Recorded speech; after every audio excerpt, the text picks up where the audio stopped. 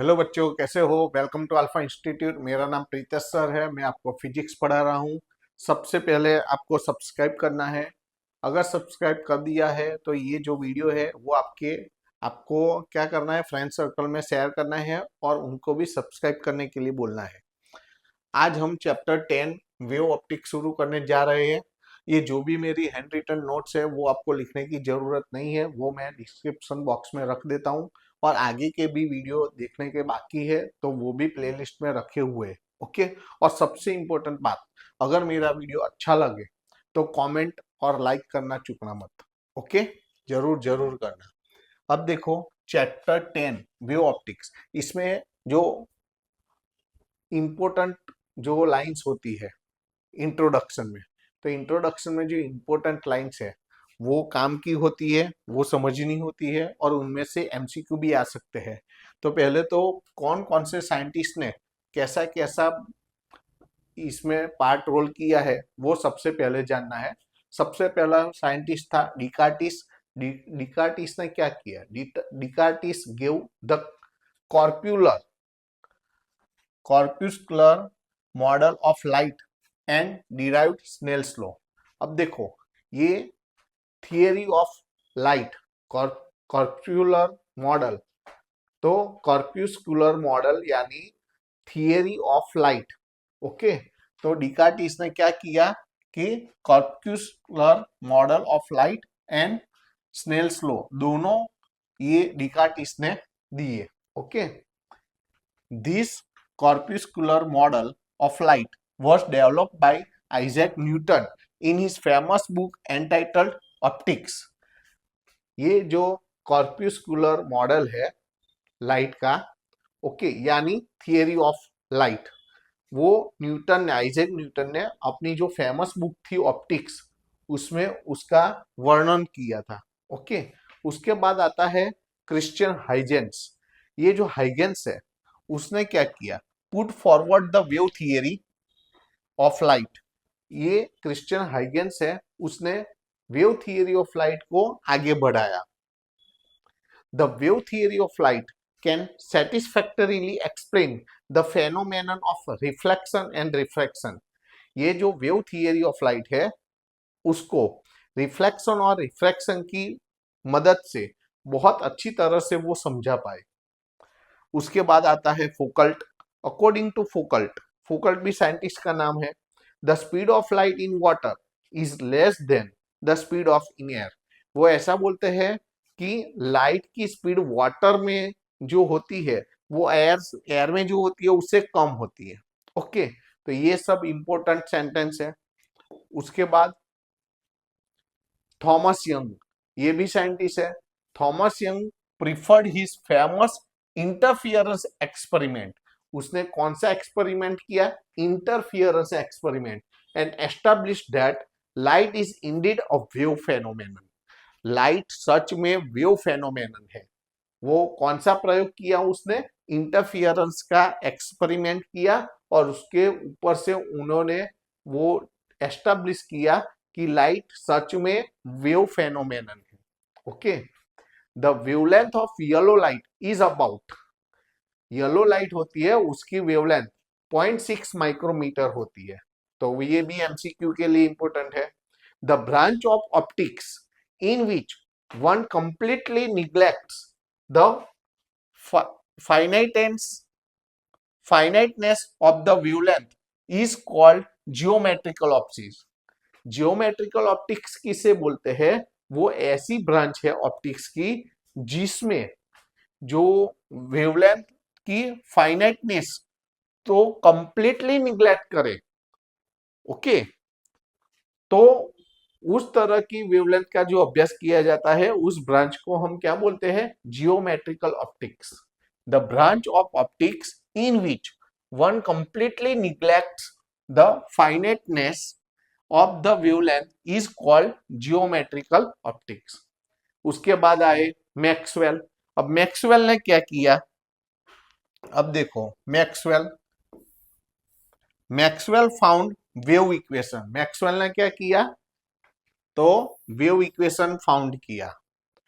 Okay. और क्या किया? Put forward his famous electromagnetic theory of light, उसने इलेक्ट्रोमैग्नेटिक थियरी ऑफ लाइट को फॉरवर्ड किया, उसने वेव इक्वेशन फाइंड किया, उसने could calculated the speed of electromagnetic wave in free space, free space यानी वैक्यूम, वैक्यूम में इलेक्ट्रोमैग्नेटिक वेव की speed कितनी होती है वो कैलकुलेट की उसने। देखो बहुत सारा काम किया है। Predicted that existence of electromagnetic waves, electromagnetic waves का एग्जिस्टेंस के बारे में प्रेडिक्ट किया। The electromagnetic waves, electric and magnetic fields are change in electromagnetic waves, जो इलेक्ट्रोमैग्नेटिक वेव्स होते हैं उसमें electric and magnetic field change होते हैं, so they can propagate even in vacuum, उसके लिए उसी कारण से वो वैक्यूम में भी पास हो सकते हैं, ट्रैवल कर सकते हैं। ओके देखो उसके बाद what is wave front and explain about it. Wave front क्या है और उसके बारे में हमें समझाना है। कोई एक शांत पानी है जिसमें हम एक पत्थर डालें तो क्या होता है, round round round round create होते हैं और वो आगे बढ़ते हैं, बस उसी को हम क्या बोलते हैं, वेव फ्रंट बोलते हैं। तो इसके बारे में बस वो एग्जांपल से यहाँ समझाना है। When we drop a small stone on a calm pool of water, waves spread out from the point of impact in the from the circular rings with the same phase। सभी जो circular rings होती है उसका जो phase होता है वो same होता है। Which is known as wave front of, which is known as wave front. Thus, wavefront is defined as a surface of constant phase। इसको आप ऐसे भी बोल सकते हैं कि वेवफ्रंट क्या है, तो कांस्टेंट फेज वाला सरफेस है, ऐसा भी बोल सकते हो। उसके बाद the speed with which the wavefront moves forward from the source is called the speed of the wave. अब देखो वेवफ्रंट जिस स्पीड से वो फॉरवर्ड मूव करता है उसी को हम वेव की क्या बोलते हैं, स्पीड बोलते हैं। The energy of wave travel perpendicularly to the wave front, जो उसकी एनर्जी, वेव की जो एनर्जी होती है वो वेव फ्रंट से परपेंडिकुलरली मूव करती है, ट्रैवल करती है। The wave front which is in front of the spheres in the form of, the wave front which is in the form of sphere. देखो वेव फ्रंट दो type के होते हैं, स्फीयरिकल फॉर्म में होते हैं या प्लेन फॉर्म में होते हैं। तो अभी स्फीयरिकल फॉर्म की बात करते हैं। The wave front which is in the form of spheres with the same amplitude and vibrate in the same phase is called spherical wave. ये स्फीयरिकल वेव की डेफिनेशन है। ये क्या है, ये स्फीयरिकल वेव की डेफिनेशन है। ओके चलो एट अ लार्ज डिस्टेंस, अब प्लेन वेव की बात करते हैं। अब प्लेन वेव किसको बोलते हैं हम, तो उसके बारे में लेते हैं। ओके तो at a large distance from the source a small portion of the sphere can be considered as a plane. अभी large distance from the source, source से ये स्फीयरिकल वेव्स जो होते हैं बहुत दूर चले जाते हैं, तो उसका जो वो बहुत बड़ा सर्कल हो जाता है तो उसका छोटा सा भाग वो प्लेन दिखेगा, तो उसको हम प्लेन वेव भी बोल सकते हैं। At a large distance from the source a small portion of the sphere can be considered as the plane which is called the plane wave. Okay तो ये इसके बारे में हमने समझ ली। अब देखो ये इंपॉर्टेंट है, देखो मैंने मोस्ट टाइम भी लिख रखा है। Okay right Huygens principle and explain about it.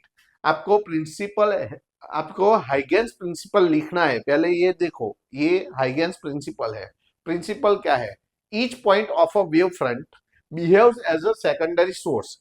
Wave front के ऊपर के जो पॉइंट होते हैं वो as a secondary source behave करते हैं। Each point of a wave front behaves as a secondary source and emits small spherical secondary waves, और उसमें से वो स्मॉल स्फीयरिकल वेव्स एमिट करते हैं।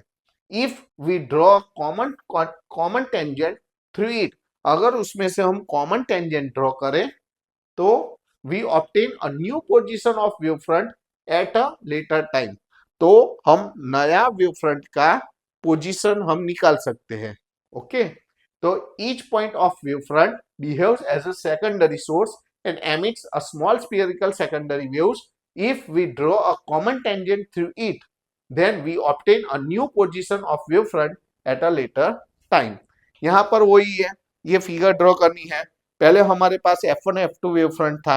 ओके, आफ्टर सम टाइम अब देखो ये जो वेव फ्रंट है उसकी स्पीड v है और उसका t टाइम के बाद वो उसका ये जो वेव फ्रंट है वो यहाँ आ जाएगा g1 g2।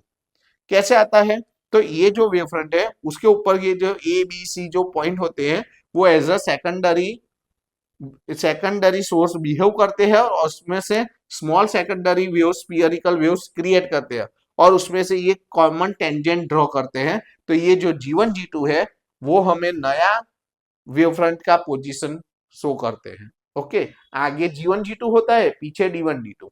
ओके, तो उसके बारे में लिखना है। Here F1 F2 is a part of spherical wavefront at t equal to 0 time. t equal to 0 time पर शुरू में ये होता है। ओके, उनके ऊपर ये जो पॉइंट्स है A B C of F1 F2 behave as a secondary source, वो as a secondary source behave करते हैं।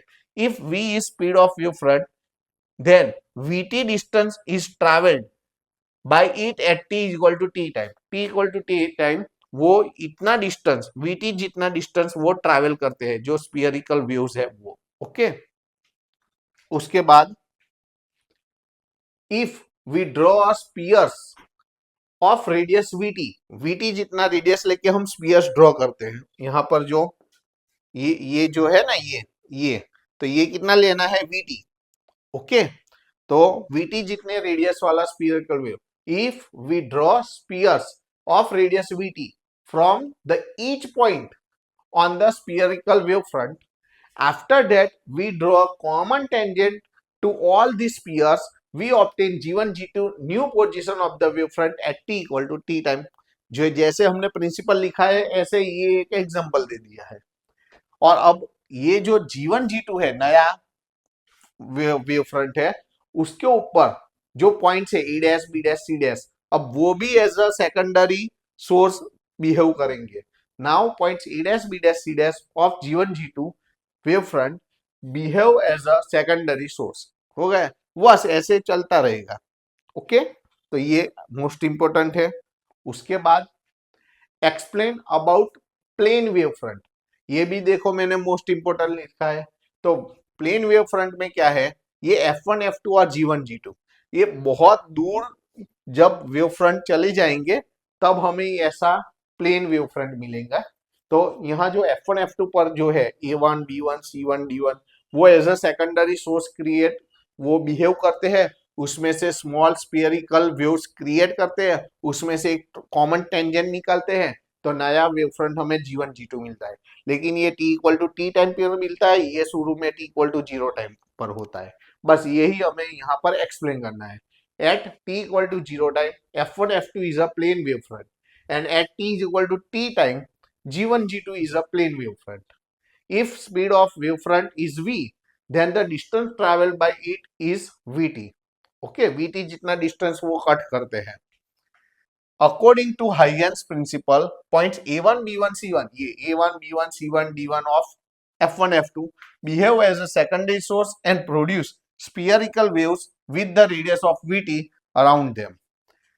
If अब इसमें से हम कॉमन टेंजेंट ड्रॉ करेंगे।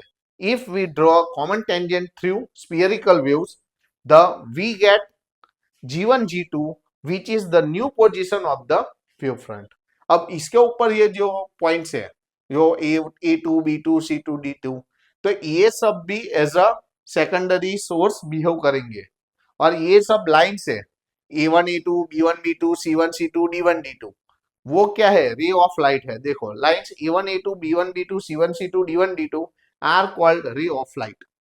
तो ये भी कई बार एग्जाम में आ गया है, तो बोर्ड के लिए ये भी आपको तैयार करना है। उसके बाद write the limitation of Huygens principle and explain solution of it. उसकी लिमिटेशन क्या है और उसका सॉल्यूशन क्या है।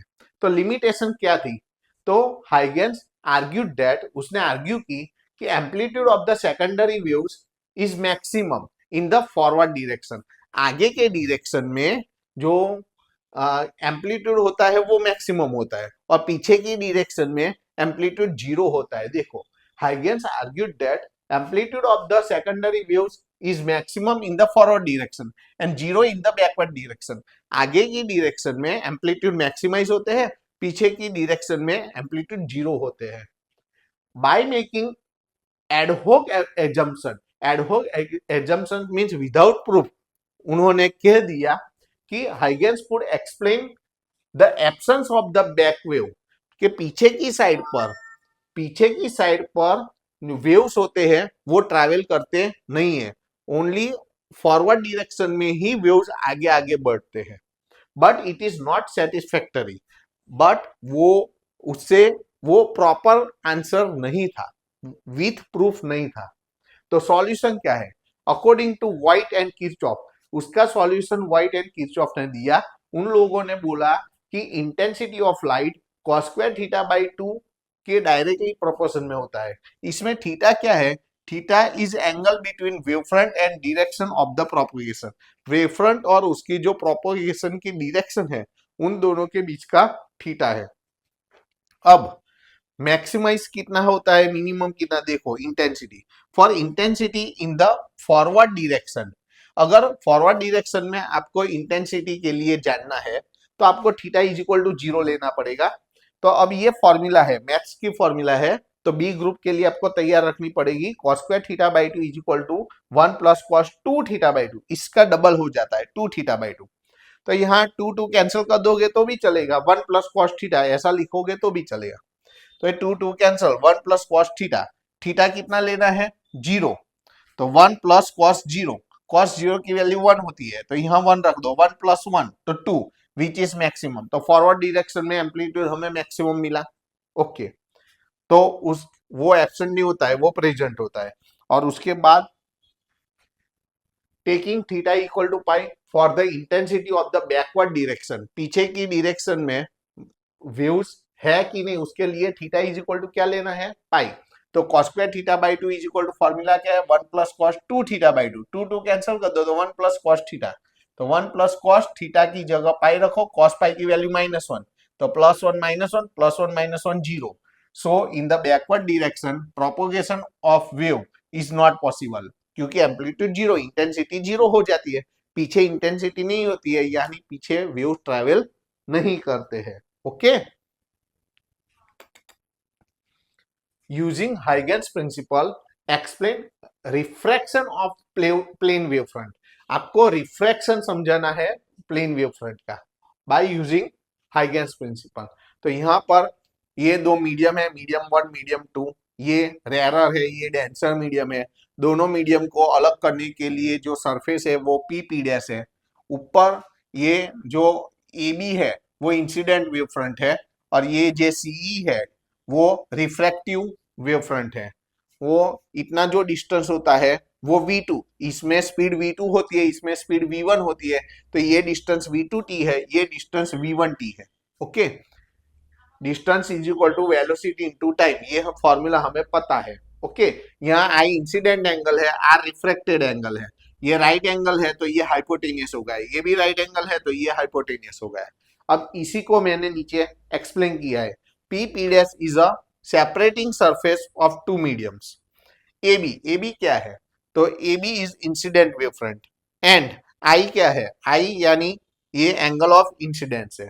अब सीई क्या है, तो सीई क्या है, C E is refractive wave front और आर क्या है, R is angle of refraction. अब क्या करना है, अब ये जो v1, ये मीडियम में स्पीड v1 है, इसमें v2 है, तो जो डेंसर मीडियम है उसमें स्पीड कम रहेगी कंपेयर टू रेयर मीडियम, तो v2 लेस देन v1 होगी। देखो यहाँ v2 less than v1, wave front bends toward the normal.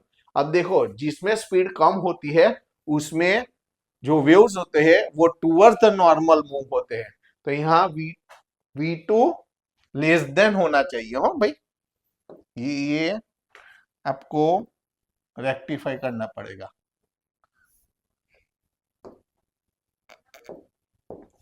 यहां V2 less than V1. Okay, so wavefront bends toward the normal. Now in triangle ABC, अब देखो ये जो triangle ABC है उसमें साइन लो।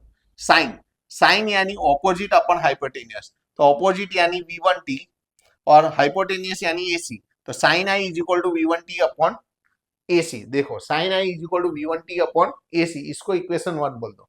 अब नीचे का ट्राइंगल लो, ट्राइंगल ACE, इसमें साइन आर लो। साइन आर यानी ऑपोजिट अपॉन हाइपोटेनियस, तो यहाँ V2T है, ये distance V2T upon hypotenuse AC, V2T upon AC equation 2। अब taking ratio equation 1 and 2, sine I upon sine are. अब देखो इक्वल कैंसिल हो जाए, AC T कैंसिल, तो V1 अपॉन V2। अब देखो अब क्या करते हैं सर, अब ये V1 साइड में लिखा, V2 यहां लिखा, C से मल्टीप्लाई किया, C से डिवाइड किया।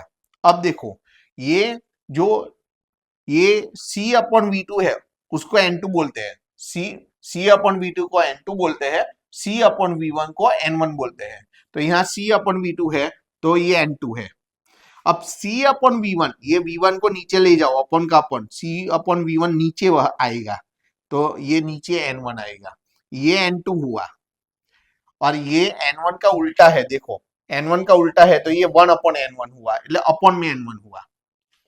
अगर C अपॉन V1 होता तो न्यूमरेटर में N1 आता, लेकिन यहाँ पर V1 अपॉन C है, इसका उल्टा है तो डिनोमिनेटर में N1 आएगा, तो ये न्यूमरेटर में, ये डिनोमिनेटर में, तो N2 अपॉन N1 हुआ। अब क्रॉस मल्टीप्लीकेशन, N1 इधर आ गया, N1 sign I, sign are इधर आ गया, N2 sine R, which is the Snell's law of refraction. तो ये स्नेल्स लॉ का, ये रिफ्रैक्शन का स्नेल्स लॉ आ गया, तो ये लॉ आ गया, इसका मतलब हमने रिफ्रैक्शन उसका समझा दिया वेव फ्रंट का। ओके ओके, उसके बाद अब ये हमने रिफ्रैक्शन समझा, अब हमें रिफ्लेक्शन समझाना है। Reflection by using Huygens principle explain reflection of wave front. Reflection के लिए एक ही मीडियम में, देखो इंसिडेंट वेव फ्रंट भी ऊपर का मीडियम में है और ये रिफ्रैक्टेड मीडियम, ये रिफ्रैक्टेड वेव फ्रंट है। देखो ये जो EC है वो रिफ्रैक्टेड वेव फ्रंट है और AB है वो इंसिडेंट वेव फ्रंट है, और ये दोनों राइट एंगल है तो ये हाइपोटेनियस हो गया। ओके, ये VT और ये भी VT सेम मीडियम है तो स्पीड सेम रहेगी। ओके, I इंसिडेंट एंगल है, R रिफ्लेक्टेड एंगल है। ओके, तो MN क्या है, MN is reflecting surface. AB क्या है, इंसिडेंट वेव फ्रंट है। ये CE क्या है, CE रिफ्लेक्टेड वेव फ्रंट। अब देखो यहाँ AE is equal to BC, ये दोनों इक्वल होगा कितना, VT जितना, तो AE is equal to BC is equal to VT। Okay, I क्या है, I यानी इंसिडेंट एंगल, R क्या है, रिफ्लेक्टेड एंगल। अब देखो पहला ट्राइंगल लो, पहला triangle ABC, for triangle ABC sine I लो, साइन यानी ऑपोजिट अपॉन हाइपोटेनियस, तो VT अपॉन AC। देखो VT upon AC equation number 1, ये हमने इक्वेशन नंबर, ओके ये इक्वेशन 1 हो गया। अब ये ट्राइंगल लो, ये AEC, तो साइन R तो ऑपोजिट अपॉन हाइपोटेनियस, तो AE या VT, AE लिखो या VT लिखो, VT अपॉन AC। देखो VT अपॉन AC, ये इक्वेशन 2 हो गया। अब क्या करना है, दोनों की राइट साइड इक्वल है, देखो दोनों की राइट साइड इक्वल है तो दोनों की लेफ्ट साइड इक्वल हो जाएगी, sine I is equal to sine are. अब दोनों में से साइन साइड निकाल दो तो i is equal to r हो गया, वो क्या हो गया, which is the law of reflection. Okay, उसके बाद यहां explain refraction of plane wave front. देखो explain refraction of plane wave front from prism and convex lens. ये प्रिज्म है, ये कॉन्वेक्स लेंस है, दोनों में से आपको प्लेन वेव को पास करना है, प्लेन वेव फ्रंट को। तो यहाँ क्या हो जाता है, ये स्लैंट हो जाता है, और यहाँ क्या हो जाता है, स्फीयरिकल हो जाता है। ऐसा क्यों, वो मैं समझाता हूं। और रिफ्लेक्शन, ये दोनों में रिफ्रैक्शन होता है, वेव उसमें से पास हो जाता है, उसमें से वेव पास नहीं होता है, रिफ्लेक्ट होता है, तो इसमें reflection. And reflection of plane wave front from concave mirror. यहाँ ये कॉन्केव मिरर है, उसमें से रिफ्लेक्शन होता है और स्फीयरिकल वेव फ्रंट बनता है। अब क्या लिखा है वो मैंने समझा। देखो ये जो वेव फ्रंट है उसका जो ऊपर का पोर्शन है उसको प्रिज्म में से थोड़ा ही पोर्शन पास करना है, और यहाँ जो नीचे का पोर्शन है उसको प्रिज्म में से ज्यादा डिस्टेंस कट करना है। अब जिसको ज्यादा डिस्टेंस कट करना है वहां पर उसकी स्पीड धीमी हो जाएगी, तो वो ज्यादा डिस्टेंस नहीं कट कर सकेगा, और यहाँ पर इसमें से थोड़ा ही डिस्टेंस प्रिज्म में से पास करना है, तो थोड़ा टाइम के लिए ही उसकी स्पीड घटेगी, बाद में रूटिंग आ जाएगी। तो ये आगे का पोर्शन है वो ज्यादा डिस्टेंस कट करेगा, पीछे का डिस्टेंस है वो थोड़ा डिस्टेंस ट्रैवल करेगा। तो जो ये इमर्जिंग प्लेन वेव है वो स्लैंट हो जाएगा। ओके, तो वही लिखा है इन figure A, the upper portion travel small distance from the prism and the lower portion travel large distance from the prism, and हमें पता है speed of wave front is more in air compare to the prism. So lower portion will be back, lower portion है वो पीछे रह जाएगा compare to upper portion. So the emerging wave front will be slant, तो emerging wave front है वो slant हो जाता है। सेम दूसरा, इसमें क्या होता है, इसमें ऊपर का और नीचे का पोर्शन है, दोनों में ऐसा ही है। ऊपर का और नीचे का पोर्शन है वो इस ये जो कांच है उसमें से थोड़ा डिस्टेंस कट करना है, तो थोड़े टाइम के लिए उसकी स्पीड डाउन होती है, लेकिन जो बीच का पोर्शन है उसको ज्यादा डिस्टेंस कट करना होता है, तो उसकी स्पीड ज्यादा देर तक डाउन रहेगी। तो क्या होता है, ऊपर का और नीचे का पोर्शन है वो आगे चला जाता है, पीछे का जो पोर्शन है वो पीछे रह जाता है, तो यहाँ पर स्पीयरिकल वेव फ्रंट बनता है एफ रेडियस का। ओके, वही लिखा है, देखो पीछे मैंने यहाँ पर the upper and lower portion travel less distance compared to the middle portion, and we know that speed of wavefront is more in air compared to glass. So middle portion will be back compared to the upper and lower portion, so emerging wavefront will be spherical. और third जो है उसमें भी ऐसा ही लिखना है, लेकिन यहाँ पर रिफ्रैक्शन होता है वहां पर रिफ्लेक्शन होता है। देखो यहाँ पर भी इसका जैसा ही लिखना है कि ऊपर का और नीचे का जो पोर्शन है उसको थोड़ा डिस्टेंस इसमें यहाँ पर ऐसा होता है, नहीं ऐसे क्या बोलेंगे कि ऊपर का और नीचे का डिस्टेंस थोड़ा डिस्टेंस कट करेंगे तो इसके सरफेस से रिफ्लेक्ट होंगे, और उसको रिफ्लेक्ट करने के लिए ज्यादा डिस्टेंस कट करना है, तो ज्यादा डिस्टेंस कट करना है तो वो पीछे रहेगा। ये लोग जब रिफ्लेक्ट होके इधर आएंगे तब ये तो अभी रिफ्लेक्शन शुरू करता है, तो यहाँ पर कैसा पोर्शन हो जाता है, स्पीयरिकल। तो यहाँ पर भी हमें कैसा वेव्स मिलता है, स्पीयरिकल वेव फ्रंट मिलता है। तो ऐसे ही लिखना है, तो अब वो आप लिख सकते हो कि क्या बोलेंगे, ऐसे ही लिखेंगे the upper and lower portion. देखो ट्रैवल, अब ऐसा नहीं लिखेंगे हम, इसमें से ट्रैवल नहीं करते हैं, लेकिन after small distance they are reflecting. Okay, हम लिखेंगे, चलो हम लिखते हैं यहाँ पर लिखते हैं कि द अपर पोर्शन, यहाँ पर the upper and lower portion will reflect early compared to the middle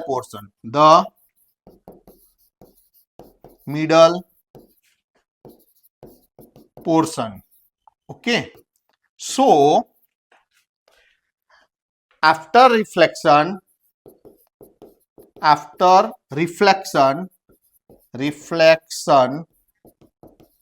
we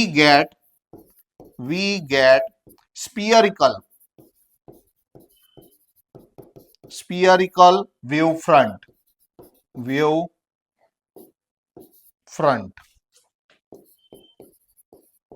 हो गया?